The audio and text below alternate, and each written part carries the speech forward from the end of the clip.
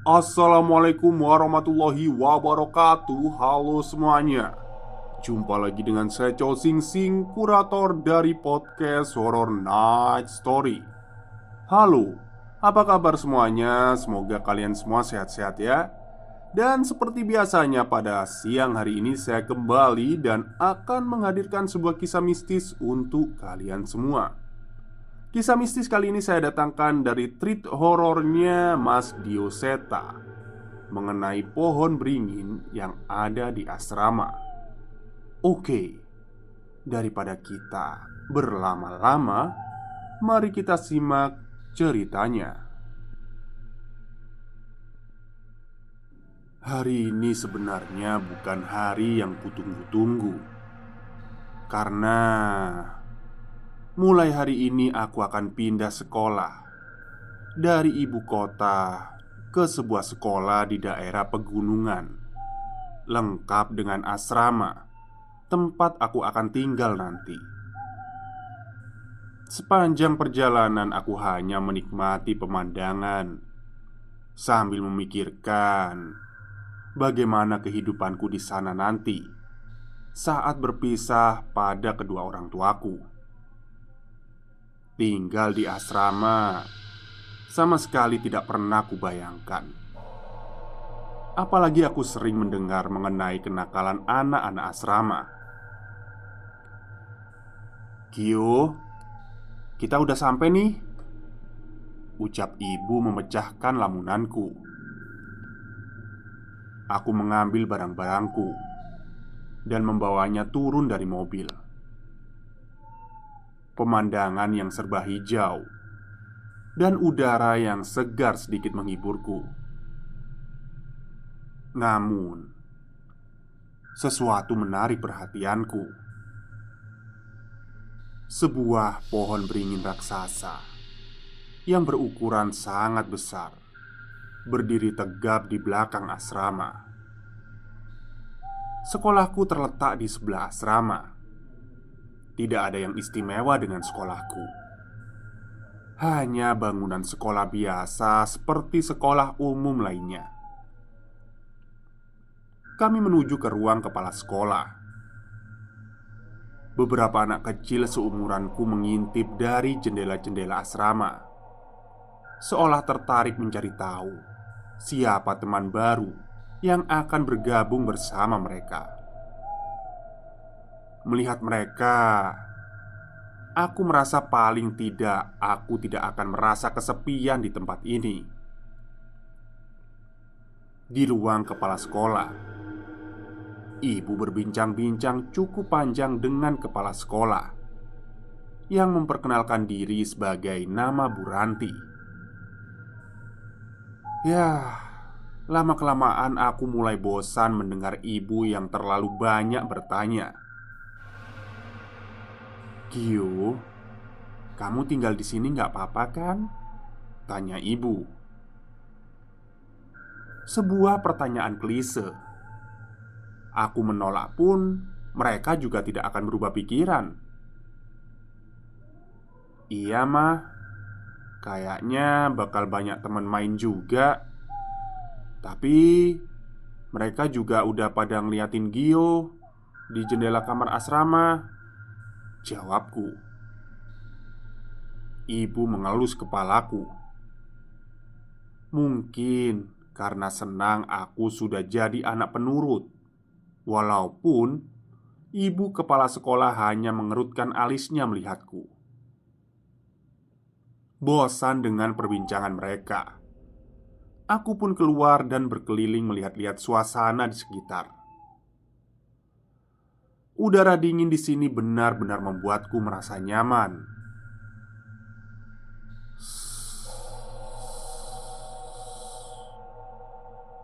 Suara seperti benda diseret memecah lamunanku. Aku merasa seperti melihat seorang anak kecil berlari menuju bangunan tua di dekat pohon beringin. Rasa penasaran membuatku mencoba mencari tahu dan mengikuti ke arah tempat itu. Besar, sangat besar. ukuran bangunan tua itu tidak ada apa-apanya dibandingkan ukuran pohon beringin ini. Bahkan di siang hari seperti ini, cahaya matahari hampir tertutup sempurna saat berada di bawahnya. Hahaha, terdengar suara langkah anak kecil berlari, meninggalkan bangunan tua menuju pohon beringin. Aku berjalan mengikuti sumber suara itu. Mungkin saja itu salah satu anak asrama di sini. Namun tanpa sadar aku sudah ada tepat di bawah pohon beringin. Rimbunnya dedaunan menutupi masuknya sinar matahari, dan akar-akar yang menggantung sedikit menggangguku untuk melihat dengan jelas. Hihihi, kali ini terdengar jelas. Itu benar suara anak perempuan.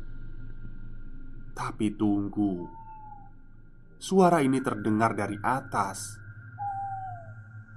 Aku mulai sadar ada hal yang aneh. Seketika tubuhku merasa lemas. Nyaliku ciut untuk menoleh ke sumber suara itu. Namun tak lama angin berhembus meniup belakang leherku. Dengan refleks, aku menengok ke arah belakang dan segera aku menyesali perbuatanku itu. Seorang anak perempuan tergantung terbalik di antara akar-akar pohon beringin. Namun aku tidak bisa melihat dengan jelas wajahnya hingga sebuah benda terjatuh di depanku. Itu adalah kepala anak wanita itu. Aku terjatuh. Apa yang kulihat sangat tidak dapat kupercaya. Kakiku lemas namun tetap berusaha menjauh dari kepala makhluk itu. Sayangnya, makhluk itu tidak diam. Tubuhnya meronta hingga jatuh dari akar pohon beringin dan berusaha mencapai kepalanya. Keringat dingin mengucur dengan deras.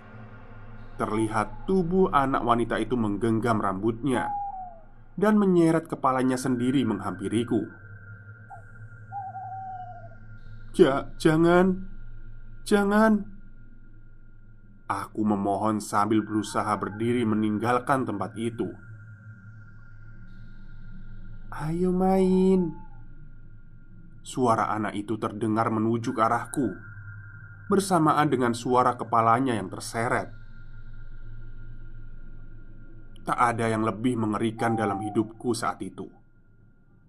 Aku memaksa tubuhku untuk berlari dan bersembunyi di bangunan tua itu, berharap makhluk itu tidak akan menemukanku. Srek, srek, srek.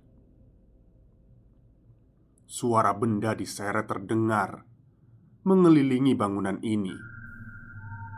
Aku hanya bisa meringkuk bersembunyi di bawah jendela dengan menutup mata untuk menghindari dari pandangan makhluk itu. Hihi, kamu di mana? Aku cari ya. Suara makhluk itu seolah menikmati keadaan ini. Tak ada lagi yang dapat kuperbuat selain menunggu hingga makhluk itu meninggalkan tempat ini. Setelah cukup lama, suara benda diseret terdengar menjauh. Merasa keadaan sudah mulai aman, aku membuka mata. Namun sekali lagi kepala makhluk itu terlempar masuk dari jendela dan terjatuh tepat di hadapanku. Kepala makhluk itu berusaha memutar menghadapku, memamerkan wajahnya yang pucat. Nah, ketemu, ucapnya dengan senyum yang mengerikan. Aku tak lagi dapat menahan tangisku. Dan dengan mengumpulkan sisa keberanian, aku memaksa kakiku untuk berlari keluar dan mencari pertolongan. Dari jauh, terlihat beberapa anak kecil berkumpul dekat asrama. Aku berusaha berlari menghampiri mereka dan meminta pertolongan. "Tolong! Tolong! Ada setan! Tolong!" teriakku. Namun sepertinya mereka tidak mendengar. Namun aku tetap berlari ke arah sana.